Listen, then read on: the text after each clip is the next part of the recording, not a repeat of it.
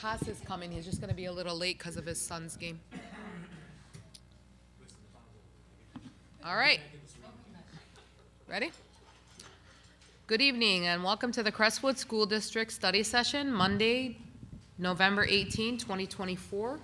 I'll call the study session to order at 5:33 p.m. Mr. Secretary, can we get a roll call, please? Okay. Trustee Amon is here. Trustee Baidoon is not here. Trustee Fawaz? Here. Trustee Janoon? Here. Trustee Saba? Here. Trustee Williamson? Here. Meet quorum. And Madam President. I am here. Thank you. Okay, so first on the study session is our budget and audit, Dr. Masala? Yes, President Alziat, Board, Community, I'd like to invite up Shauna, who is going to present the 2024 audit.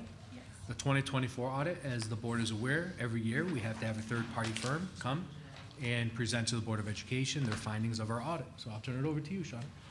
Thank you. Can you guys hear me okay?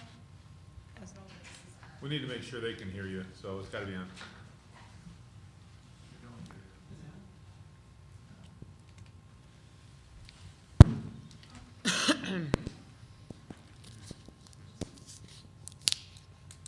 No.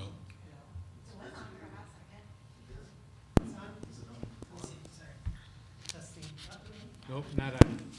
There it goes. testing 1, 2.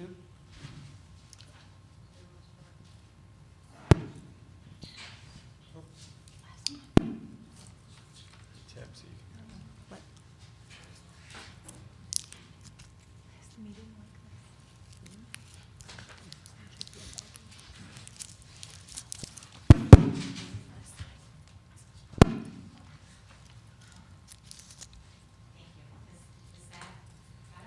No. No.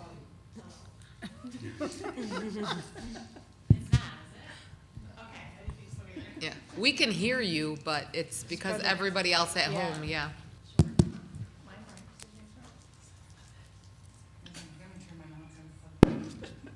That should be it. 1, 2. There we go. There you go. Okay. I'm gonna scoot. Okay, there we go. I'm just gonna stand like this the whole You can presentation. tilt it down, it'll still work. Okay. Okay, yeah. That's working. Thank you. Thank you. Thank you. Good evening. Thank you so much for having me here tonight. My name is Shauna Farrell, and I am with Taylor & Morgan CPA, and I was the partner in charge of your audit for June 30th, 2024. You all should have copies. If you don't already tonight, I did bring some with me, copies of the financial statement audit in bound format. I'm not going to go through those in detail. I've instead put together a slideshow that kind of gives us some financial information from a higher level. But please let me know if you're in the future, you're going through this audit report. If you have any questions, please feel free to reach out.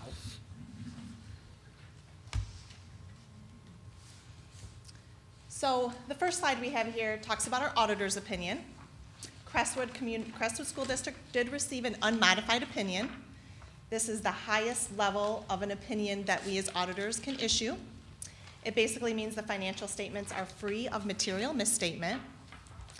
Also want to note here that the audit was conducted in accordance with generally accepted auditing standards and government auditing standards. This next slide here shows the blended student enrollment going back the last 5 years. For the 23-24 school year, the district did show a decline of 319 students. This number is important because, as you know, the district's state aid funding is dependent on your student enrollment. Foundation allowance. This slide is showing how that foundation allowance has changed over the last 5 years. The per pupil allowance for 2024 was $9,608. This was an increase of $458 from the prior year, which brought an additional $4.4 million to the district. This slide here is a pie chart that shows the composition of your general fund revenue. State aid brings in the biggest piece of the pie there. The total was $49,378,000. The next largest, you have federal grants there. Those were $11,941,000. 7% comes from the county, such as, those are funds such as your Act 18 and your Medicaid dollars. We have property taxes coming in, also there at 6%, $4,277,000. I do want to mention your total revenue for the year was $70,011,922. Similar slide, only showing your general fund expenditures. Total expenditures for the fiscal year were $69,171,551. Salaries and benefits make up the largest of those expenditures, 70% total. And the total dollar amount was $972,070. Purchase services makes up 10%. That total is $6,938,217.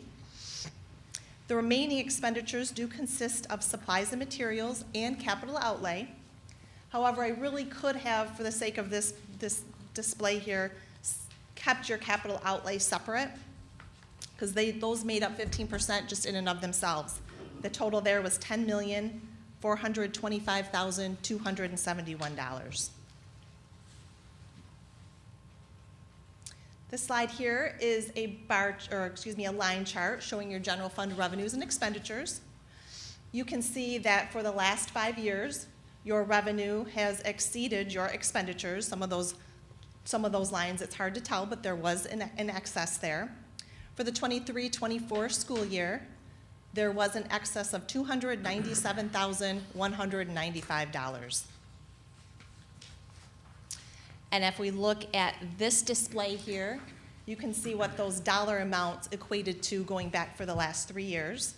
So you can see for 22-23, that surplus there was $576,488. And for 21-22, that was $198,974.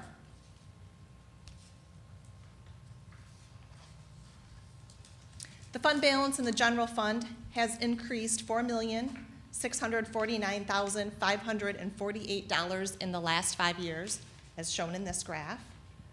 Fund balance for 2024 is $14,236,226. And of this amount, $12,875,702 is unassigned and may be used for the general operations of the district.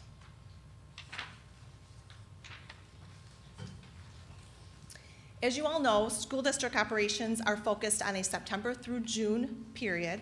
However, your state aid funding comes in differently. That's spread over an 11-month period, beginning in October and ending in August. This chart shows the amount of total funding for each fiscal year that was not received until after your year end. So as when those operations ended, you had a pretty significant balance, as you can see, still due from those other governmental units. For the 2024 fiscal year, that total receivable was $11,050,051.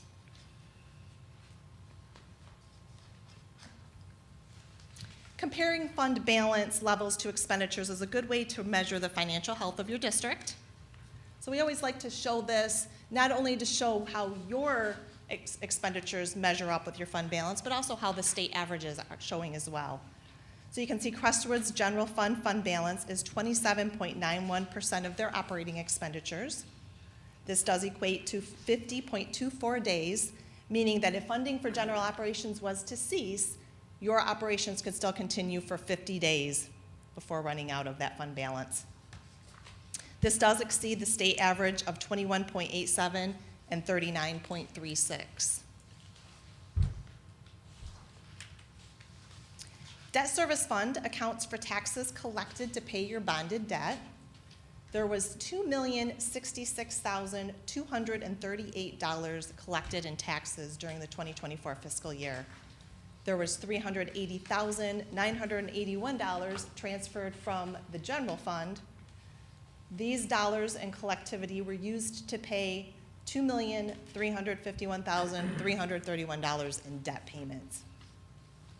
The fund balance in the debt fund did end at $750,703 for June 30th, 2024. Can I ask a question? Certainly. So I just want to make sure we're on the same page. I'm sorry. I'm looking at the expenditures, which you said were 69.2 million. And looking at the fund balance of about $8-some million, right? 8+ million is what's in reserve right now. And you said the fund balance was 27.91, correct? Were you talking about the debt fund or the, I'm talking about the percentage of the fund balance, the actual general fund balance. so you're going back a couple slides? Yeah. I can get with you. So are you referring to the slide where it gives the fund balance as a percentage of expenditures? Correct. You Yes. got it at 27.91. Correct. Can you please give me the figures that you used to get the 27.91, the actual numbers? I don't have the exact figures on my layout here, but I can tell you that those figures are only your operations. It does not include your grant funding. So when you have those grant dollars that come in, those grant dollars will basically equal your grant expenditures for that period. So the 8+ million that we saw on chart, let me get to the chart. Forgive me, I'm sorry, I'm just trying to No, take your time. funnel through here. I'm looking at the chart previous to this, that's still due, right? And that's at 8.5, almost 9 million, is that correct? Due from state and other governmental units? That's correct. So that would be your state portion. That's the state portion of itself. That's correct. I'd be curious to see the actual numbers to get to the 27.91. I will get those for you. Yep, Please. I have a spreadsheet that calculates It's that. approximately $50 million from general fund and $14 million in fund balance. The $8 million is receivable, so we still book it. It's still an AR, it's not, Correct, but we still book it towards this. Correct. Yep. okay. All right, thank you. You're welcome. I'm sorry. Nope, that's okay. That's.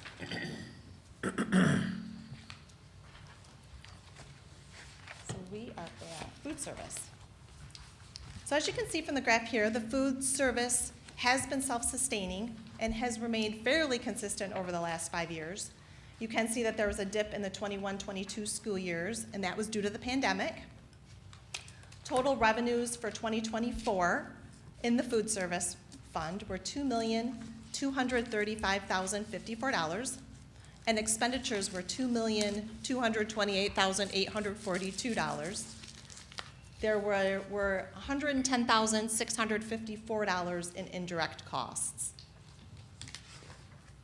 Your fund balance for the food service is $705,632 at the end of June 30th, 24.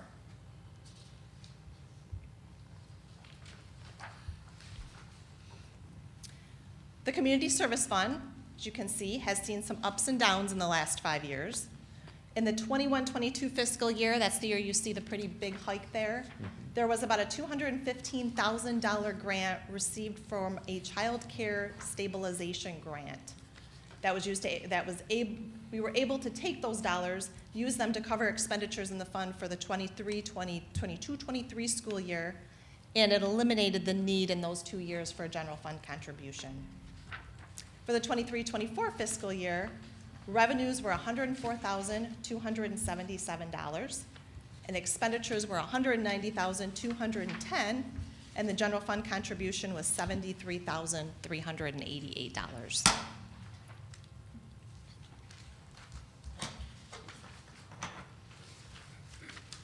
The next couple of slides here talk about the retirement rate specific to MIPSers.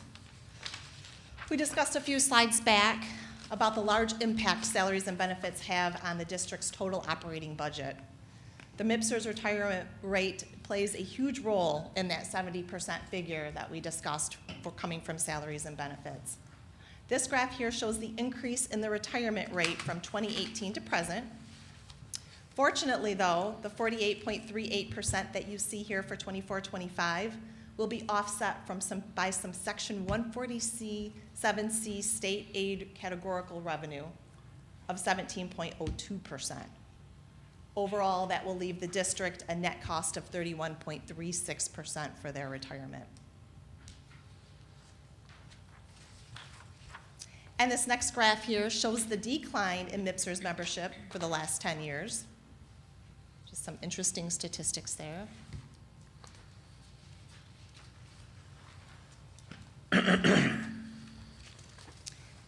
This last graph talks about a new GASB pronouncement, GASB 100, Accounting Changes and Error Corrections. This was the one accounting standard that was implemented by the district during the 23-24 fiscal year, but you wouldn't even necessarily know that it happened because it did not have any material effect on the district's financial statements. But just keep in mind that since this pronouncement has been implemented, moving forward, if you do have any accounting changes and error corrections, those changes will require a retroactive reporting showing a change of your prior periods via adjusting those beginning balances in the current year. I'm sorry, can you explain that again? Sure. So anytime that you have a change, an accounting change, or an adjustment, a correcting of an error that we may find in your financial statements, we need to go back and retroactively state those changes so that the financial statements that you're looking at for the current year will show those changes in your beginning balances coming forward, as opposed to just making that correction in the current fiscal year. I see, thank you.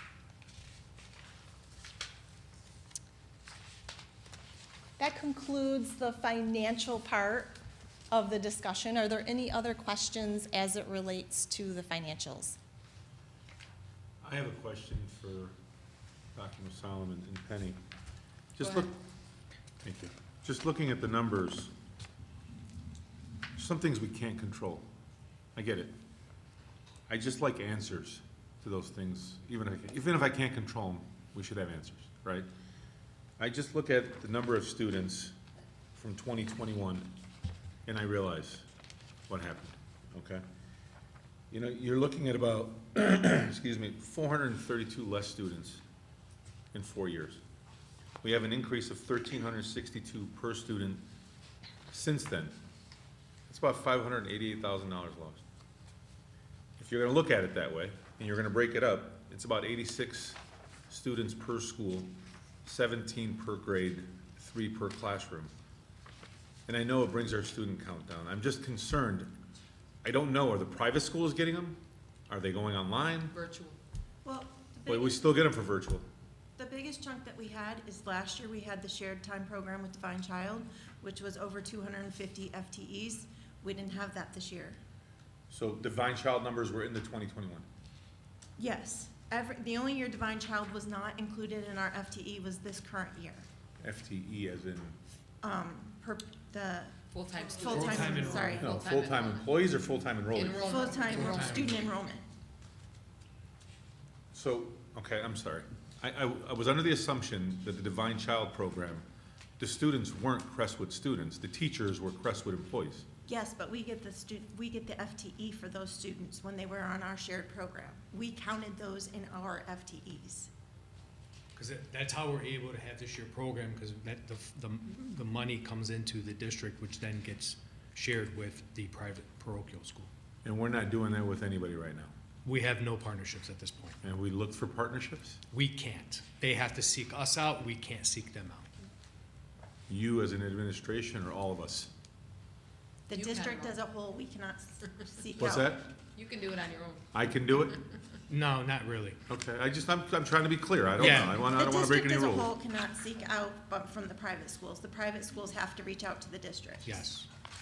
So if a private school reaches out to us, there is currently one that we're in discussion with Okay. that reached out to us, but we're still working out some of the details, and if it does go forward, it would impact next year. It's a lot of money. It's just, it bothers me to hear almost $600,000 in revenue lost. So I do know also statewide, a lot of districts are losing pupils to virtual. So not necessarily, when families are deciding to go virtual, they're not necessarily deciding to go with the district's virtual. Homeschooling. But they can go with any virtual, yeah. Well, homeschooling is different, yeah, but if they go virtual with us, we still get credit for it. If they decide to pick our virtual No. program. We no longer have the virtual program. We don't have it. We closed that program down because we're losing money on that. So We they tried can to run it run for it. 2 years to see if it would We build. didn't have many kids. Actually, all those kids came back to school. Like, the vast majority of them were like, we'll just come back to school. I don't blame those parents. Yeah. I ain't gonna lie to you. I'm not a big fan of virtual, but anyway. Our virtual program was really, it was very rigorous. It wasn't just, go online and answer some questions. actually had teachers, it was very rigorous, but we ended up shutting that virtual program down just because of the fact that it was costing us, about $150,000 a year? It was costing us close to $150,000 a year, we weren't even breaking even. Are other districts in the area losing students? Yes, it's, and I don't know if, but we do see like a lot of our all of our neighboring districts are down. Same percentage as us? I don't know what the percentage is, I just know they're down, but again, what hits us the hardest is because we lost the share time with Divine Child. I can tell you some close districts, more. 11%. Lost more than what we lost. More than 11%? Wow. Okay, Madam Chair? thank you. Selva? I don't know if we can mention the name or not, but the school, I believe it was last year, maybe the year before, private school, Islamic school, was reaching out to us for the same type of program. Is that in process, never worked out? What Didn't was work the- out, they weren't following through on the requirements placed upon them, and therefore it didn't work out. Because there are several set of requirements that have to be completed, and that we have to, as a district, when we sign off, we have to verify that those things are occurring, and it didn't work out with that organization. Any other questions? No, I appreciate it, thank you. Do we have another part, or? Yep, the only other part I do want to mention, so in your bound audit, but not bound in the audit, is it will be a separate letter. We call that our management letter. It gives us, as the auditor, an opportunity to provide some comments and recommendations, basically. So there was only one recommendation this year for the audit, and that was relating to the single audit that we performed on your Title I program. Title I program compliance requires that any Title I staff member that you have working on Title I activities has a certification of those hours spent in Title I. So when we did our audit procedures this year, those certifications were missing. So we just make a recommendation that moving forward, those certifications are included. If you have any staff working in your Title I program that are not charged 100% to Title I, those staff are required to have what we call a PAR, or a personnel activity report, showing the hours so that we can trace those hours to that allocation. So overall, though, I do want to mention the audit went wonderful. The audit always goes well here. Thank you so much to Penny and her staff. The books and records are in great shape. It's rare that we have an audit that we're actually auditing numbers and not actually cleaning up books and records beforehand. So Good to hear. we appreciate that. Do we have a plan to rectify this? It's already in Okay. place, Okay. yes. Okay, thank you very That's all I much. had. Thanks Thank for you. coming. Thank you. Actually, just to let you know, Petty told on herself right away when she came in my office and goes, I got telling myself, this is what happened, but here's what we're doing to fix it, so it's already in place. Great, great to hear. Thank you, Sean. Thank you. Appreciate you. Okay, so our next item is a Closed session. closed session item. If I could get a motion for us to go into closed session? Madam Chair? Trustee Amen, Motion to go into closed session. Support. motion by trustee Amen, supported by trustee Williamson to go into closed session. Any discussion?